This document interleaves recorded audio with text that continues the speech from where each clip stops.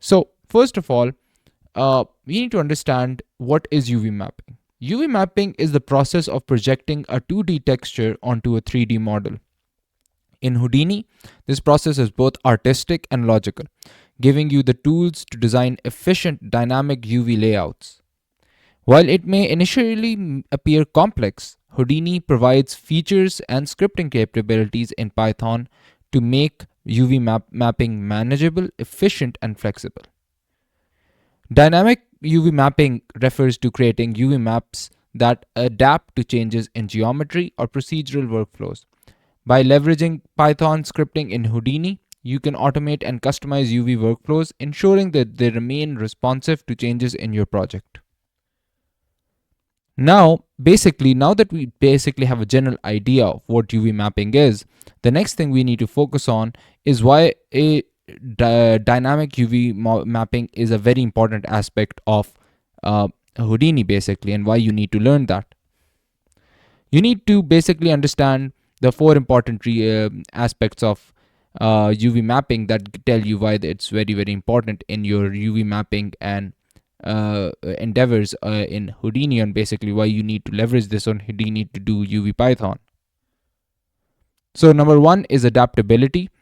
Automates updates to UVs as geometry changes. So any changes that you make are automated into the existing plan of action or workflows that you might have.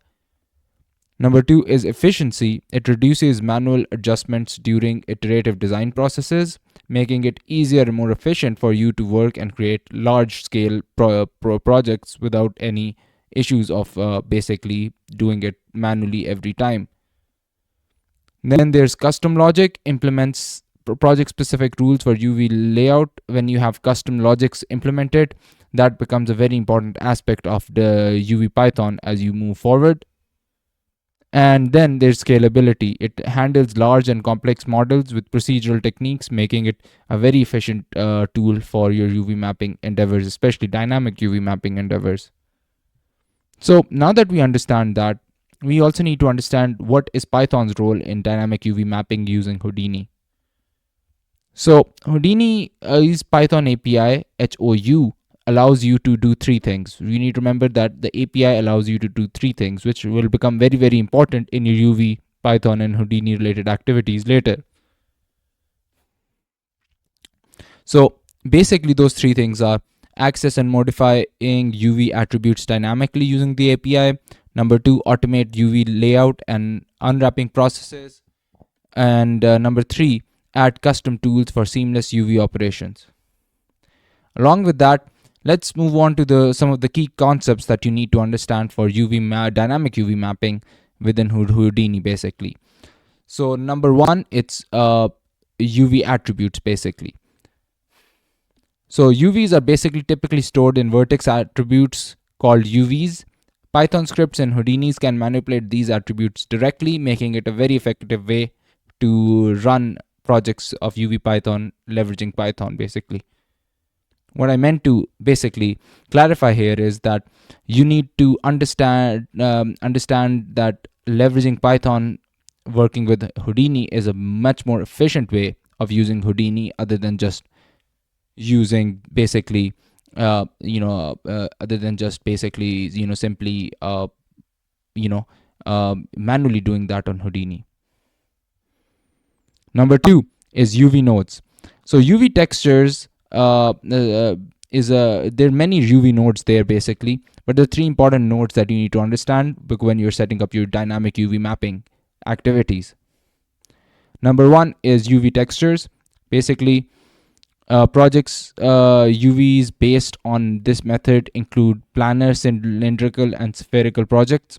Then you have UV flatten, which flattens UVs intelligent based on seams. And number three, it's UV layout, which organizes UV islands for efficiency. So with that, we have one important aspect or key concept in dynamic UV mapping. Two is UV left, that's seams and islands. So you need to basically understand seams and islands and what they are in relation to Houdini, basically, and UV mapping. So seams divide divide the geometry for UV unfolding, while UV islands are sections of UVs corresponding to separated parts of geometry. Well, I've gone over these important concepts here. What you need to remember, more importantly, in all of this, is that I haven't gone in too much detail regarding this after just explaining this. The reason for that is that we need to basically, if you want to understand this more deeply, you need to go much more deeper into the documentation for UV Python and Houdini, and these things in Houdini in general, basically. So other than that, let's move on to the practical instructions for what you can do for dynamic UV mapping in Houdini using Python. First things first, you need to set up the geometry. Basically, you need to open Houdini and create or import a geometry object, which is a 3D model, and place a UV node, a UV texture, or a UV flatten in the geometry network. Number two, you need to use Python to analyze UVs. Basically, you use Python scripting to inspect UV attributes and adjust them dynamically. An example of accessing using UV attributes using Python is in the screen right now. Basically, as you can see right here, we first import HOU library, then we get the geometry node using the creating a geonode variable that uses a HOU.node function to get that geometry object, and we need to adjust that to the path of our geometry node. And then the geo variable basically uses the geo node variable and implements the geometry function on top of that.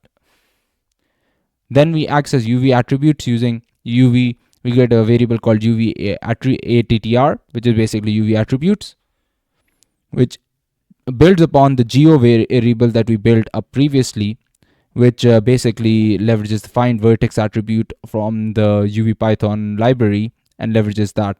And if there is a UV attribute present, then we print UV attribute found and get that exact name. And if it isn't found, we just say UV attribute is not found. This is a simple, basically, Python script basically that analyzes existing UVs and accesses the existing UVs attributes basically. Similarly, then you can basically, the third step for you would be to dynamically set up UV projections. Basically, you need to control UV projections based on geometry parameters using Python.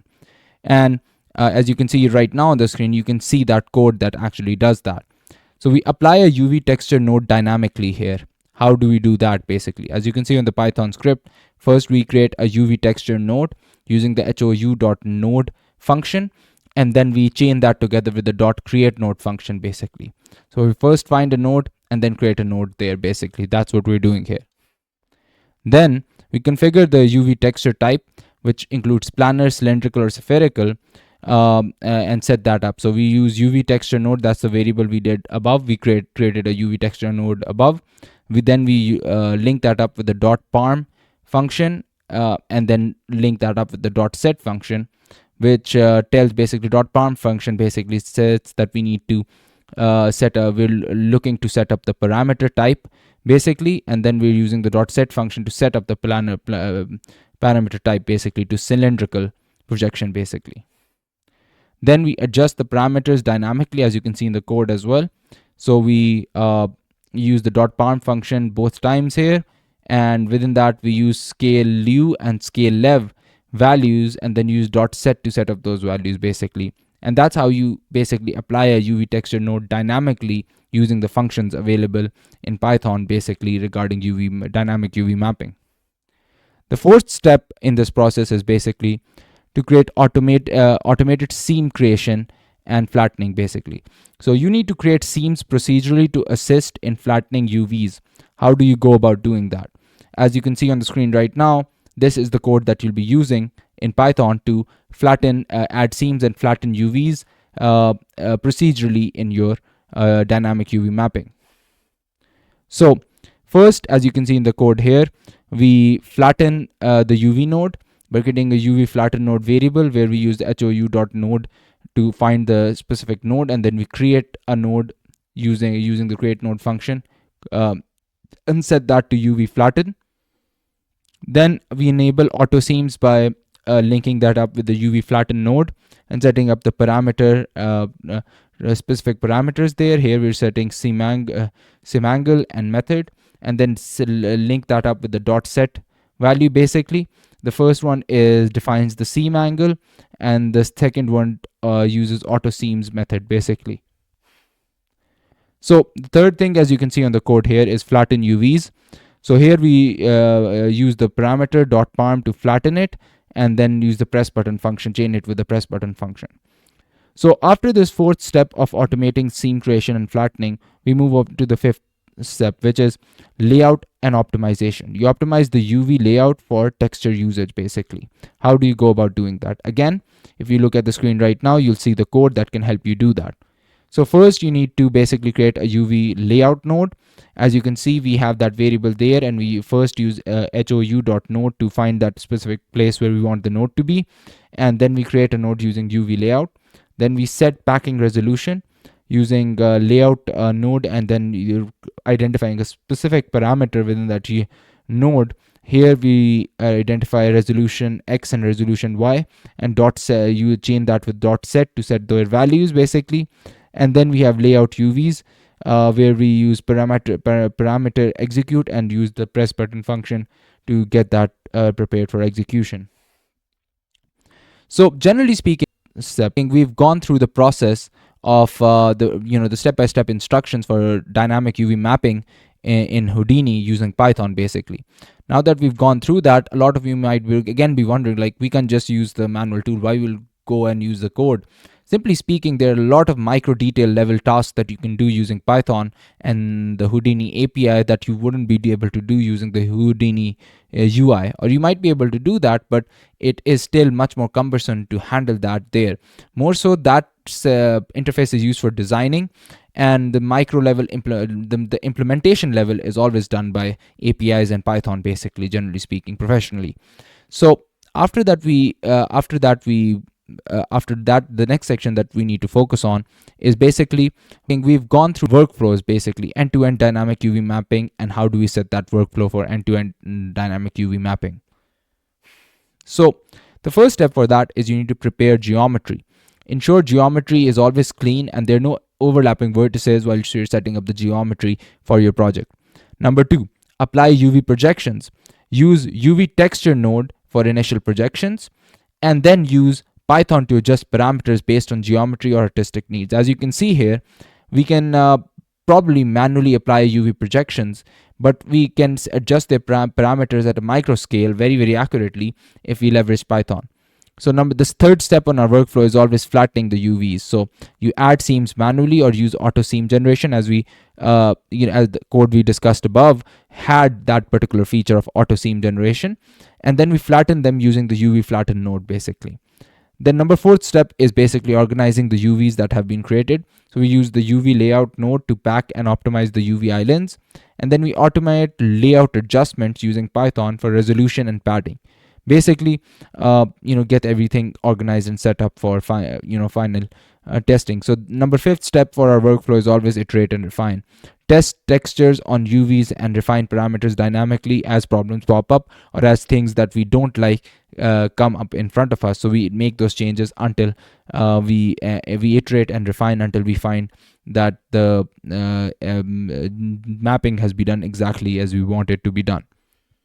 So basically, now that we've gone over all of that, what are the some of the tips that you might want to know that are essential for UV mapping, dynamic mapping, to be successful on Houdini using Python basically? So remember that you need to keep your script modular. So write reusable Python scripts for UV tasks like projection and flattening and layout. So you don't need to rewrite them over and over again for different tasks. You have one function for each of these, and you can just leverage those functions over and over again until you're able to do the flattening, projection, or layout for multiple tasks while you're using doing dynamic UV mapping. Number 2, you always need to remember that visual debugging is necessary. What do we mean by visual debugging? Use Houdini UV viewport to validate UV maps visually. Look at them, see if they're exactly as you want them to be, or visually they look exactly like what you want them to look like. If that is so, you can move ahead. If not, you can correct that, because while you're coding, remember, in Python you don't see how it looks like visually, right? And that might be a problem. You might be presuming it's looking like something, but when you look at it visually, it might be looking like something completely different, basically. So always remember to do visual debugging for Houdini when you're leveraging the Houdini API to do Python related activities on dynamic UV mapping. Other next thing is basically documentation. Automate scripts to make dynamic setups understandable to collaborators, to make sure that anybody who looks into your project can understand it and tweak it as needed. And number 4, blend logic and artistry. Leverage Houdini's procedural logic with manual adjustments for optimized results. So that is the 4 important tips that you might want to keep in mind when you're leveraging Houdini. There's some certain advanced topics to this as well, where you can create custom UV tools, build custom tools using Python and Houdini digital assets to streamline your UV workflows. Also, you can use dynamic texturing, automate texture updates alongside UV changes using Python. And then you can do seam optimization, develop algorithms for optimized seam placement based on curvature or texture flow. So now that we have covered that, you need to remember that by combining Houdini's robust UV tools with Python scripting, you can create dynamic and adaptive UV workflows that cater to complex and iterative projects. The fusion of artistry and logic ensures both creativity and precision in your 3D texturing pipeline, and also makes sure that you are going on the right track regarding whatever you're trying to map out. So remember, always follow the guidelines and the processes that we discussed here, and you'll be you'll be well on your way to becoming getting a command at UV Python using Houdini, and especially related to dynamic UV mapping. You'll see that in the next step that we'll cover in the next video, we'll be going over then another important aspect of Houdini and UV Python. So stay tuned for that. So if you got any value from this video, please like and subscribe. And if you have any comments about how it went down for you when you set up your first end-to-end dynamic UV mapping project, let us know about that as well. And if you have, let us know about that. And if you have not tried it out, let us know if you're looking to try it out in the near future. And just let us know anything if you have anything that might pop out as a problem as well. So with that, we're going to wrap this video up and see you in our next video. Thank you.